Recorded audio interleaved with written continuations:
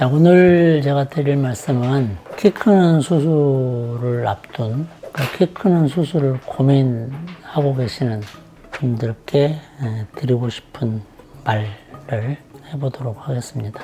키 수술을 위해서 저희 병원을 찾아오기까지에는 아주 많은 고민이 있었겠죠. 개인적으로 어렸을 때부터 이제 키에 대한 어떤 스트레스도 있었겠고, 다양합니다. 그 원인을 보면 키는 웬만치 되는데 형제들이 다 180 이상이고 자기는 170이라서 억울하신 분들도 있고요.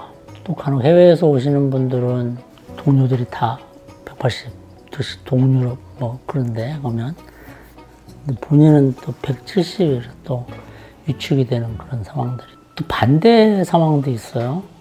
일본 같은 데는 자기는 180인데 전부 다 160대라 키를 줄여야 되겠다는 사람도 있습니다.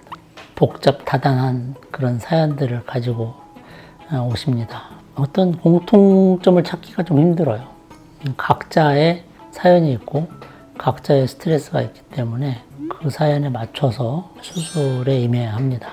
제가 좀 편한 케이스가 부모님하고 이미 합의가 돼서 수술을 날짜 잡으러 갔다는 환자분들이 제일 편하죠, 사실 저는.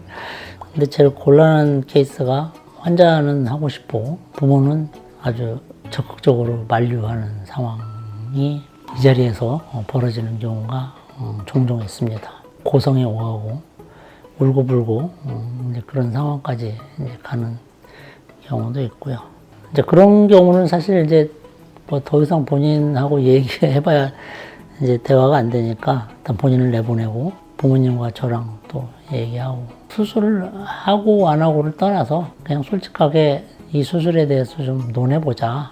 길면 뭐 1시간까지 서로 토론하는 경우도 있습니다. 그러다 보면 결론이 나와요.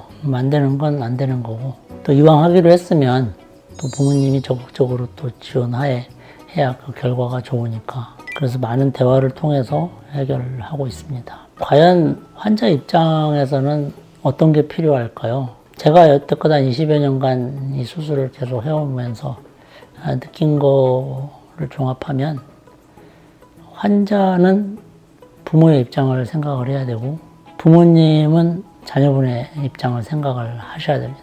서로가 불통인 이유는 입장을 전혀 고려하지 않아요. 자기 주장만 하니까. 이게 한마디로 답이 안 나오는 그런, 수술 시기를 결정하는 것도 그래요. 어떤 아이들은 뭐 중학생 때부터 와서 수술해달라고 떼를 쓰는 상황이 벌어지는 경우도 있고요.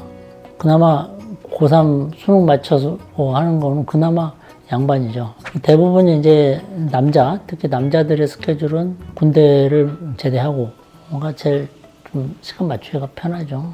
그 정도. 고등학생인데 나 이거 수술 안 하면 뭐 모든 걸 때리치겠다. 자식 이기는 부모는 없으니까요. 또 수술하는 경우도 어쩔 수 없이 하는 경우도 있는데, 그런 거를 이렇게 지켜보면 이거는 좀 아닌데 라는 생각도 자꾸 들기도 해요. 수술을 앞둔 분들이 혹시 이 영상을 보시면 한 번쯤은 보호자분, 부모님들의 입장을 한번 고려를 해주시고, 요즘에 이제 부모님들이 이 수술을 자녀분한테 시키는 경우도 있어요. 자녀분은 별로 싫어하는데 그 경우라도 이렇게 서로가 대화를 통해서 이 수술에 대해서 충분히 상의를 한 다음에 결정을 하시는 게 좋을 것 같습니다. 왜냐하면 이 수술이 하루 이틀 걸리는 수술도 아니고 한 번에 땅 하고 끝나는 것도 아니고 기간이 오래 걸려요. 최소 6개월 걸리잖아요. 비용이야 뭐 그렇다 치고 인생에서 6개월의 시간을 소비를 해야 되는 상황이라 굉장히 소중한 시간이잖아요. 그 기간을 버리고 이거를 선택을 해야 되니까 득과 실을 잘 따져서 결정을 해야 됩니다. 저는 이제 가성비라는 단어를 좋아하는데요. 이 일을 했을 때 얻는 게 과연 무엇인가? 내가 수술을 했을 때 과연 내 삶이 어느 정도 바뀔 것인가? 그런 것도 한번 생각을 해보고, 제일 중요한 거는 환자분 자신이 이 수술에 대해서 충분히 한번 생각을 해보고 충분히 상의를 하고 결정을 하는 게 제일 중요한 것 같고요. 단독 결정보다는 부모님과 상의해서 결정을 하는 게 훨씬 좋은 것 같아요. 예로부터 우리가 키가 작은 사람들이 이제 뭐 수술 얘기 나오면 부모님들이 야, 너 나폴레옹도 키도 작고 뭐 누구도 키도 작고 다 훌륭한 사람 됐는데 무슨 놈의 수술이냐 이제 거기서 이제 대화가 끊기는 거예요. 심리적인 컴플렉스라는 게 그렇게 쉽게 풀리는 문제는 아닌 것 같아요. 연구해보면 연구할수록 더 진짜 컴플렉스한 복잡한 그런 상황 같고요. 일단 본인이 좀 극복하려고 노력해보고 도저히 안 되겠다 싶을 때에는 수술을 하는 게 정답이 아닐까 저는 그렇게 보고요. 이제 그런 말 나오면 제가 흔히 받는 질문이 있죠.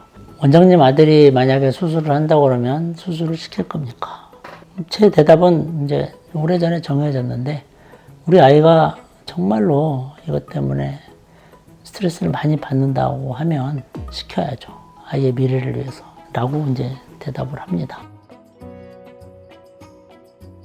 그런 질문도 많이 받는데 사실 그거는 참 의미가 없는 것 같아요. 평균을 내보면 남자는 165에서 168 그 사이가 제일 많고요.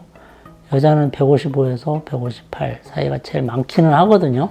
근데 아까 서두에서 말씀드렸듯이 개개인의 사연들이 다 기기묘모하고 복잡한 상황이라 한 사람 한 사람 내 그 케이스에 뭔가 목표를 우리가 성취를 시켜야 되기 때문에 절대 키가 꼭 중요한 것 같지는 않아요. 솔직히 나도 걱정해요. 50대 환자분들이 와서 이렇게 저도 이제 나이가 60인데 그거를 꼭 해야만 하겠습니까? 이제 다행히 이분들은 그 세월을 많이 사셔서 그런지는 몰라도 재활에 대한 그런 중요성, 필요성을 절실히 가지고 계신 분들이에요. 그런 마음가짐을. 수술을 굉장히 운동을 열심히 하세요. 뼈진도 잘 생기고.